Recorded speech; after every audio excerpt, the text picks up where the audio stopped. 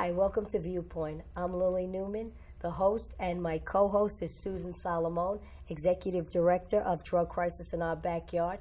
And we'd like to welcome David Gerber, Director of Counseling and Homeless Services at St. Christopher's Inn in Garrison. Welcome. Thank you for having me. It's good to have you Thanks here. for coming, David. You're most welcome. So tell us about St. Christopher's. St. Christopher's Inn is a ministry of the Franciscan Friars of the Atonement. As far as we know, we're the oldest freestanding shelter in New York State. We've been in operation since 1909. We kind of started by accident.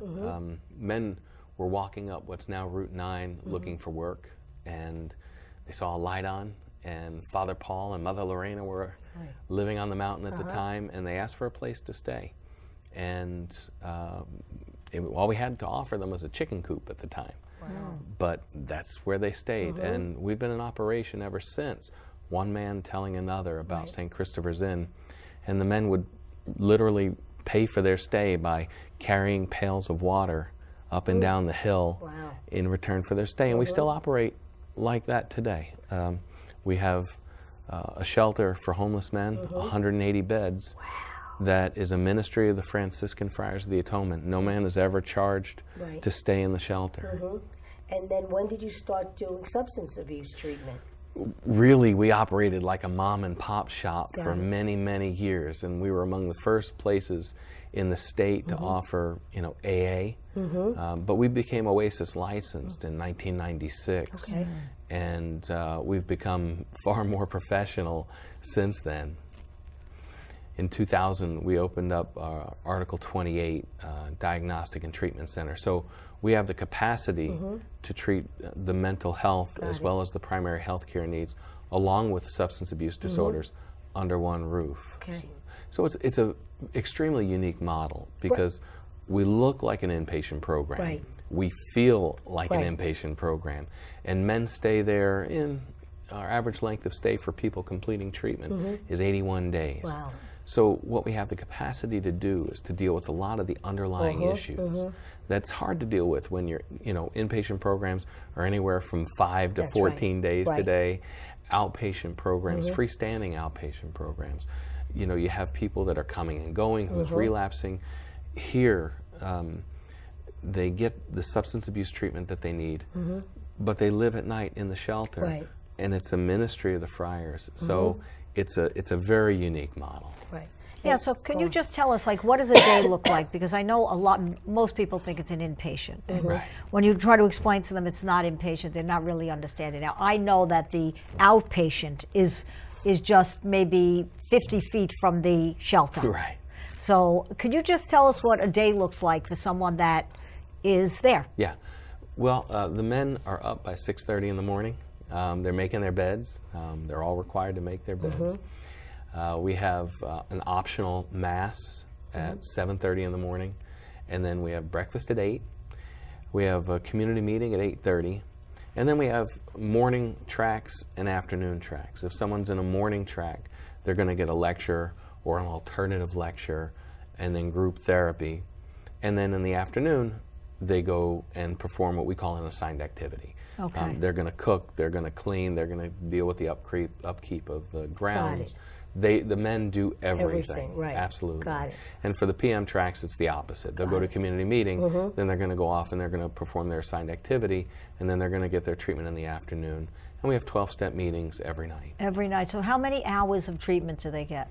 We're licensed as a day rehabilitation program. So the minimum, or what they're supposed to get every week, is 20 hours a week. But what I tell people is we have more programs going on after 3:45 than most programs have going on during the day. We have all kinds of grief and loss groups, coping skills groups, attitudes and behaviors groups. So they can go to that, even if the morning track, they do their assigned jobs, and then when that's finished, they can go to afternoon groups if they want. Because pretty much our program is over by 3:30. So we do encouragement groups, smoking cessation groups. All this stuff happens after treatment. So they can just keep going. They can go to different groups. Absolutely. Are they required to do any of that? The alternative things like coping skills, a counselor will recommend that they go. The only thing that's really mandatory is that they're going to, the lecture, group therapy, community meeting, and lunch. We actually provide 170,000 meals a year. Wow, that's 180 a lot. men, That's a lot. 3 meals a day plus a snack at night. And it's a nice kitchen. I was in that kitchen. It's I need a- to come up and visit. We I've did never Thanksgiving been. there. What are you waiting for? I don't know. I got to come up. How many people do you have right now with census? There's 180. So you're always full. Well, we're full a lot of the time. Yeah. And do you still have the ambulatory detox? We do. Could you explain that to me? Because I don't even really understand what that means. Well, inpatient detox is the single most costly substance abuse service that we have. So a lot of insurance companies and a lot of people don't really need inpatient detox. Ambulatory detox is essentially built as an outpatient service. Theoretically, you can go to a doctor's office, but the requirements that people have to meet to qualify for ambulatory detox are so difficult. What a lot of programs, the residential programs in a place like St. Christopher's Inn, has the ability to offer is to be able to do ambulatory detox, which is much more cost effective, probably anywhere from 1/3 to 1/5 of the cost, or even 1/10 of the cost of inpatient detox. But we allow them to reside in our shelter. So they're in a safe place, they're being monitored, they're being seen by a counselor every day, they're being seen by doctors and nurses, and so they're getting detox safely, which is great because when they want treatment, they can move directly into our day rehabilitation program. So does that mean when they take medication and they can just rest and they don't have to go to groups while they're going through the ambulatory detox? Yeah, we don't require people who are No, I'm going just in trying- withdrawal to Okay, all right, go to all right, groups, okay, but I'm they just do trying get to be- individual counseling. Yeah, Okay. we're not going to have you move rocks and boulders. Right, because when you say ambulatory, you think of the person who's able to move around. Absolutely. Yeah. But they're just in a place, they don't have to be in a hospital setting because that's very expensive. But not only that, there's more to it because what they're doing is really the outpatient detox, but then the beds are in the That's right. the shelter again. And let's so face it's it. both. It's the best of both worlds. And, really. and let's face it, when you're going in detox, whether you're suitable to do it ambulatory or inpatient, you're not feeling good. Right. No. So Right. it does give them the opportunity to rest their bodies, heal, and eat because That's a right. lot of They've them are been so out on the malnourished. street. That's right. They've been out. Right. You're the St. Christopher's, from what I think, is the only model like this that has a homeless shelter and then bills as outpatient and has treatment right there Well, right? we are literally the only program that I know of Right. that offers a free shelter stay, that ministry of the Franciscan Friars.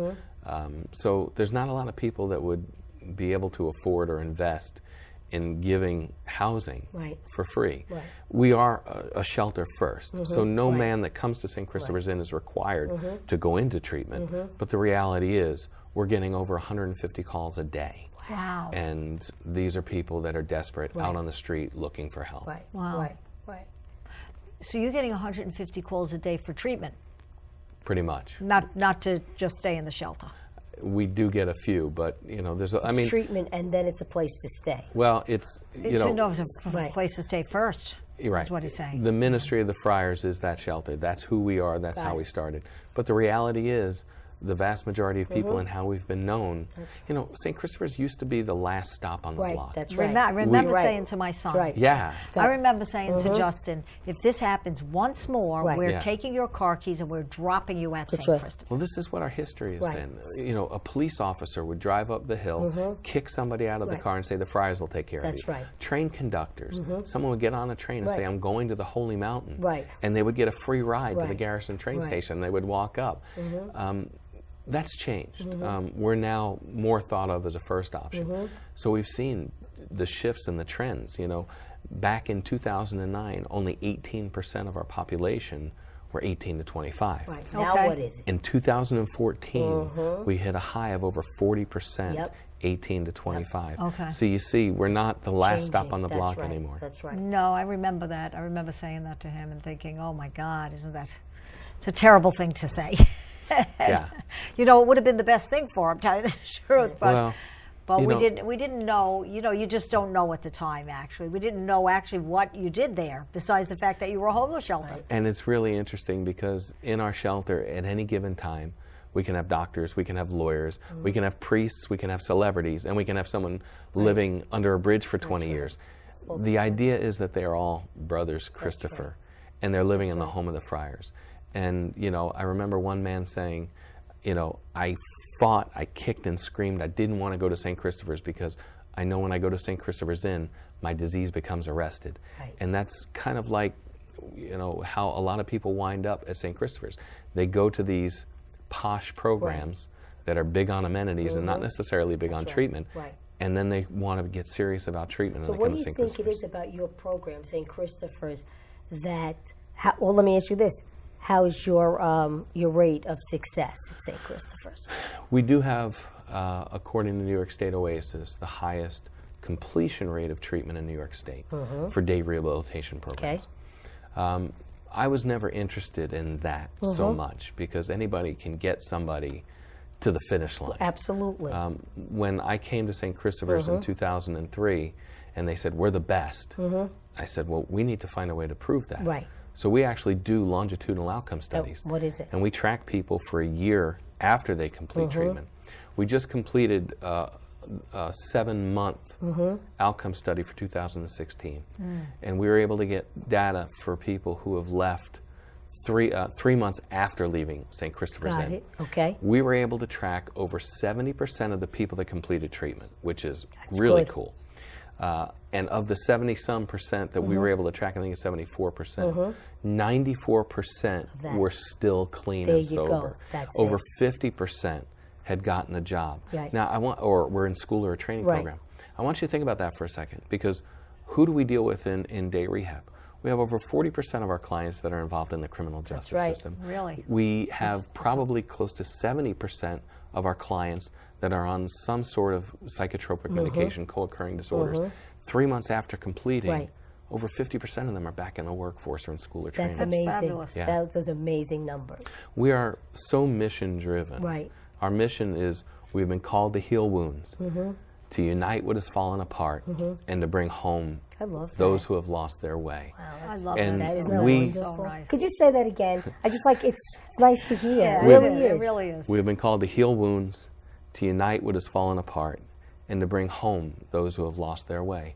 What we are doing, you know, when you think of the word atonement, the Franciscan Friars of the Atonement, they like to break it out to say at one man.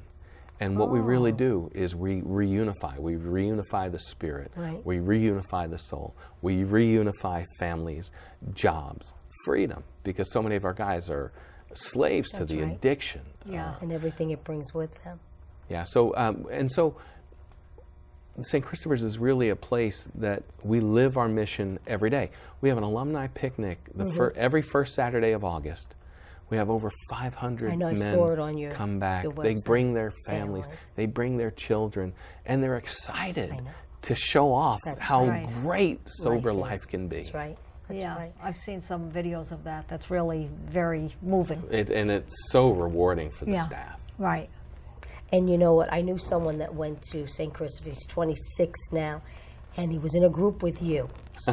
That's usually not a good thing. He was in a group with you. Sometimes. And he was forced to go. It Yeah. was that or jail. He'd been in jail a couple of times, right. was failing out of everything. And you said, and I'm going to have to paraphrase you, that he has value. You're a good man, worthy of love and respect. That is our mantra. That was Yeah. it. And so many of the guys that come through St. Christopher's Inn, you know, they can tell you the color of everybody's shoes because they can't lift their heads up. They can't look at The themselves chills. in the mirror. Yeah. And there is a transformation that goes on. Remember, we're keeping people for up to, 90 days. We're keeping them because we're an outpatient license. Sometimes we have the ability to keep people as long as it takes Right. to get them to the next right place. Right. Whether it's a halfway house or a sober house, that's what we're pushing Right. because we want them to transition back into society. And so when they stand and they graduate from treatment and they address the 180 other guys, they all say, or many of them say, you know what, when you told me I was a good man worthy of love and respect at first, I thought you were talking to somebody else. right. I never thought I'd be the guy saying, today I am a good man worthy of love and That's respect. it. And I sit here listening, and it makes me realize why we got into the field in the first place, for the work that you do. And you try to do that work, for me, wherever I go. It's amazing. To me, there's no better There's no place better. on earth to be able to do this kind of work. We are really honored to be servants of the Friars' mission. And so when we have a hard challenge that's put in front of us, you know, most times you'll hear the staff say, how will it benefit the men? Right. And as long as it benefits the men, then we're up for that challenge. So now, how did the Friars come to this? Well, I mean, the Friars, I mean, we wouldn't be there without the Friars. No, but why is their mission about recovery? Or isn't it? Well, I think it started a little bit by accident, and the Friars have always been there to meet the needs of the poor, to meet the needs of the needy and the homeless. And what they found early on was that the men who seemed to be dropping by tended to be alcoholics. Alcoholics. And of course, you know, now it's more opiates. And that's another major shift in our population. Right. Since 1909, literally, alcohol has been our primary drug of choice. In about 2012, it all shifted, and now we're dealing with opiates. So we've had to learn, you know, how to adapt to the changes in the population. But the Friars live at St. Christopher's Inn. They're at the front desk. They do driving. They do cooking. Father Bill is our CEO, and he runs the ship. Yeah, he's great. And and I mean, you know, we take our cues from the Friars, and that's one of the things that makes St. Christopher's Inn different. The same clients we would see at other facilities that would be cursing and disrespectful. These are the same guys that are going to say, "Good morning, can I get that door for you?" You know, and it's really amazing. Because of the atmosphere there. There is a culture that exists there, and quite frankly, you know, we really believe that they're good men worthy of love and respect. So our expectation is that they're going to act like men worthy of love and respect. And they're going to, you know, we have a very thick code of conduct. But one of the things that it says in our code of conduct is respect yourself and others at all times. And the men know we mean it. And so when you ask it, you know, we get it. And there are a lot of programs that, you know, have a different approach. Ours is we set the bar high because we believe you can reach it. That's right. And if we set the bar low, you never go any higher. That's right. And it's a spiritual program as well because of the Friars being there. So that's an added component. We're absolutely a program that is not shy to talk about spirituality. It is one of our strengths. It is one of the things that makes us unique. It's interesting, you know, there are many definitions of spirituality, and the Friars would be the first ones to tell you spirituality is not religion. I like to define spirituality as a healthy sense of connectedness to people, places, and things around us. And so the men, we call them Brothers Christopher right from the start. You see so many men saying, you know, when they first come in and people shake your hand and they say, welcome, you know, you're a Brothers Christopher now. And they're like, whoa, get back. It's new, it's uncomfortable. But by the end, you hear men saying, I never thought I can get close to another man. I never thought I can think of 180 men as brothers. That's right. And so then what happens after St. Christopher's? I know you have some aftercare programs as well, because one of the issues we're facing in this problem with addiction and not being able to recover from it is the fact that when they leave program, a lot of them relapse. So what types of aftercare do you have? Well, you know, when you've developed the reputation that St. Christopher's Inn has, we're very fortunate. We have a lot of programs out there that will call us. We have a bed available. We'd love to take a St. Christopher's man. And then, of course, it was the dream of our previous CEO, Father Bernie, to be able to open up our own house. And we do have Brothers Christopher House in White Plains. And it is occupied by 11 graduates of St. Christopher's Inn. They go to outpatient treatment, and we hold them to the same standards down at Brothers Christopher House. So one day Father Bill comes to visit Brothers Christopher House, and he looks at all the beds, and he goes, well, how come you guys, you know, you keep it so clean and neat and you make your beds every day? Like a father, we learned at St. Christopher's Inn. That's right. So, you know, Brothers Christopher House has been only open since 2000 and, oh my gosh, Marianne Taylor Rose is going to kill me, 2012 or 13. I can't remember. No, 13, because it was. It is 13, yeah, okay. Definitely 13. And our success rate, you know, ranges between, you know, 60 and 80%. And, you know, we track these guys after they leave, and they do extremely well. It is really the perfect, for us, the perfect way to transition somebody back into the community. And how long can they stay there? It varies. We used to keep people, you know, for closer to a year. Now it's probably closer to 6 or 7 months. guys start to get anxious Got to it. start working. Right. And that's another challenge, with supportive living. Right. These guys start to work, and immediately the Department of Social Services right. says, aha, you've got a right. paycheck, it's time for you to go. That's right. So it is kind of a juggling act to get them to more permanent housing. But our guys, our location in White Plains is so perfect. And they find places to live and permanent work. Yeah. Now, do you work with Search for Change at all down in? Not often. Okay. Search for Change really deals a little bit more with people who are primary mental health. Right. So it would be not typical. It's not that we haven't, and they do great work. Yeah, they do. But our men tend to be more primary substance abuse. Okay. So, and of course, they have their own waiting lists. Right. So what do you do if you have a client who's just not getting it? How long do you continue to work with them? Yeah, I mean, when I say we have very high standards, we really don't tolerate a lot of nonsense. And families who are listening, maybe listening to this, say, when you're serious Tell about them, treatment, right? Go to St. Christopher's. You come to St. Christopher's, and our attitudes, they're going to receive more love, care, and concern. We have guys that go up to our medical department. They hadn't been there for 6 weeks, and the nurse behind the desk, Ryan Squire's going to say, "Oh, John O, it's good to see you." And he's like, "I haven't been here in 6 weeks. How do you remember my name?" That's right. They're not just numbers to us. We have a series of interventions that we'll use to try to get somebody on board. Right. We want to turn out sober men. Right. So, it could be as simple as using foul language. Right. Someone's going to get community service for Right. that, and they're going to work for an hour in our kitchen so they can remember, hey, we don't do that here. That's right. Got Right? it. If they're not really engaging in treatment, they may have a staffing with a supervisor. If they're still not getting it, I personally run an attitudes and behaviors group, which is kind of confrontational, but we say, listen, this is where the rubber meets the road. Right. This is what we're seeing in you. Right. This is what we need to see from you. Right. And if you want to get on board Right. and you want to be successful, this is what we need to see. If this isn't the right place for you, then we're going to help find the right place Got for you. it. And then we have treatment agreements. So we'll say, we're going to list out 10 different things that you need to do and stick with. And then ultimately, if it's still not working, we have a multidisciplinary discharge committee. Got it. And that doesn't mean somebody's going to get discharged. Right. About 50% of the people that go before Right. discharge committee get discharged. About 50% don't. But interestingly enough, we do client satisfaction questionnaires. And it prints out at 127 pages. Wow. Everybody wants feedback on how they're doing at St. Christopher's Inn, from food service to Right. security Right, to the right, front right. desk.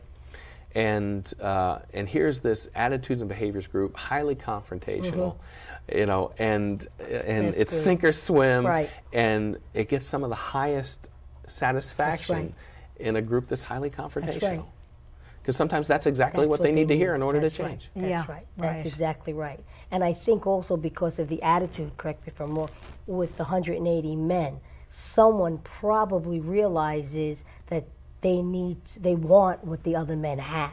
Yeah. And how do they might not know how to get there. So with help, they can get to have what everyone else has. And then once they make that transformation, That's right. and it's amazing Amazing. to see the difference in people's faces, and all of a sudden they start buying into the rest of the program. And so we do encouragement groups on Friday that I record, I podcast, and they'll come back, Right. and say, I go to work every day. I'm listening to your podcast, your That's encouragement great. podcast on the train. That's great. So it's nice. It's we get to witness it, and That's right. we're very fortunate.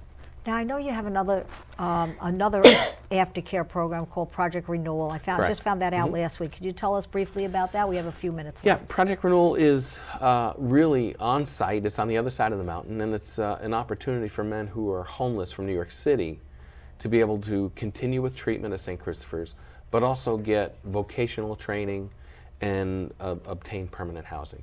So it's kind of like an extended St. Christopher's Inn with vocational training.